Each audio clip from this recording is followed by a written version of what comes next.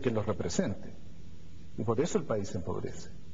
La crítica concreta en Guatemala es que buena parte de esos sindicatos del Estado han capturado en buena medida al Estado y tienen firmados, gracias a funcionarios que han pasado brevemente por su posición, pactos colectivos de condiciones de trabajo que son enormemente favorables para los trabajadores y que van en detrimento del interés del Estado y de los intereses del Estado.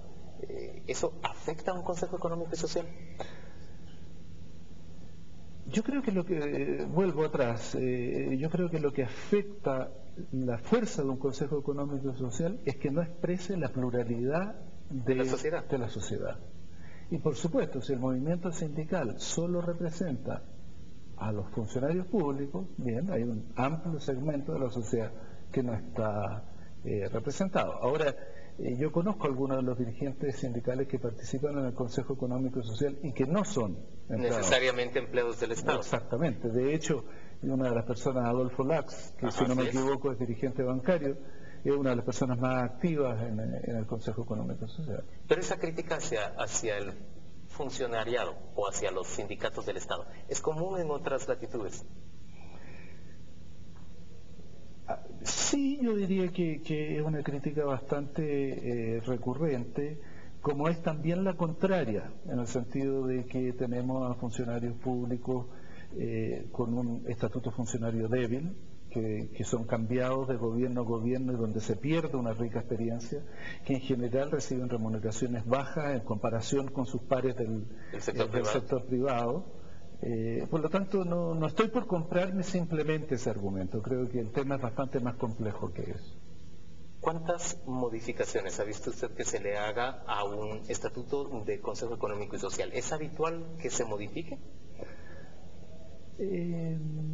No creo, porque son estatutos muy simples.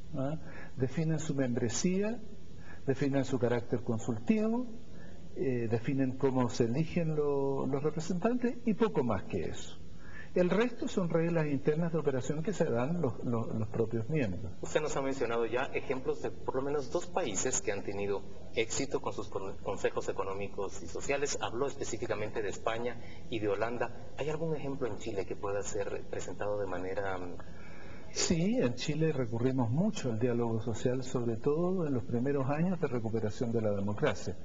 Incluso antes, inmediatamente cuando fue electo el gobierno democrático, invitamos a empresarios y trabajadores a crear una instancia de diálogo cuyo primer acuerdo fue delinear el tipo de modelo económico que íbamos a seguir. Y creo que ese acuerdo, que fue bastante simple, era de 1,5 páginas de extensión, fue crucial para darle el rumbo que el país adquirió. Una última pregunta en este tema. ¿Cómo evadir esa polarización que suele encontrarse en una sociedad después de un conflicto? Usted me está hablando del ejemplo chileno, cuando sobreviene la democracia. Seguramente había ánimos tanto o más polarizados que los que podemos encontrar en Guatemala. ¿Cómo se elude esa polarización? Conociéndose, mirándose. ¿Sentarse en ese Consejo Económico y Social es suficiente? No es suficiente. Conocerse.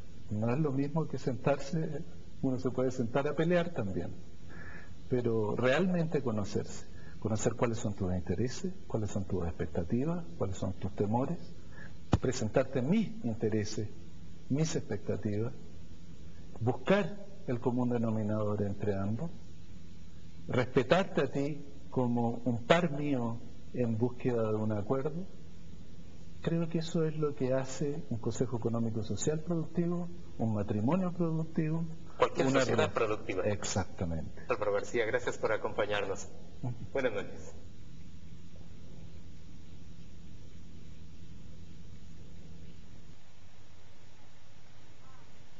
Escucharon ustedes ahí los comentarios en la entrevista que hizo Juan Luis Fonte. Obviamente todo esto en el proceso de lo que fue el ENADE, el Encuentro Nacional de Empresarios, pero tenemos muchísimos comentarios, Claudia, en el Facebook con relación a la entrevista primera que hicimos. Algunas apreciaciones. Gracias a todos primero por contribuir a esta conversación.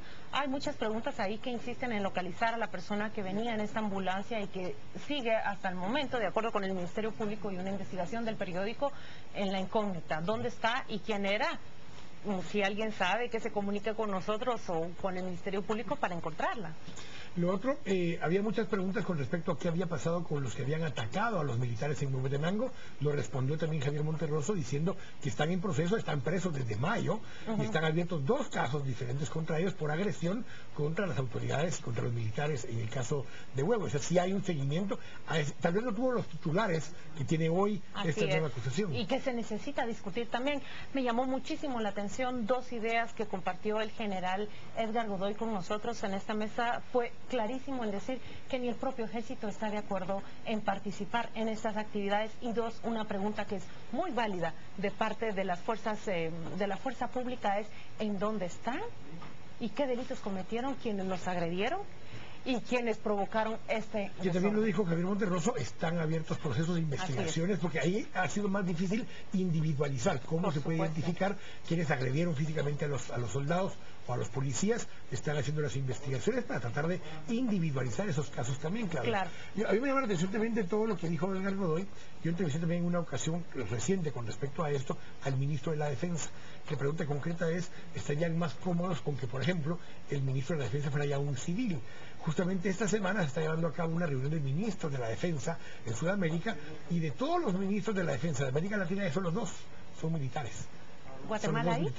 No me dijo el otro nombre, no lo recuerdo, pero son 2 países donde el ministro de Defensa es militar. ¿Se sentirían más cómodos? Le pregunté, me dijo sí. ¿Por qué? El puesto de ministro es un puesto político y la institución armada no es una instancia política. Debe en todo caso estar un civil haciendo la parte política del ministerio y la estructura militar respondiendo a esas necesidades. Así es, dejar todo eso y tener muchísimos claro temas cuáles son los todavía ahí por papeles. aclarar en estos temas. Una entrevista que podría extenderse por horas y horas. Así que gracias, Claudia, Gracias también por este espacio. A ustedes también gracias por habernos acompañado. Dios los bendiga. Nos vamos a dejar ahora con los deportes, con Juan José Colado.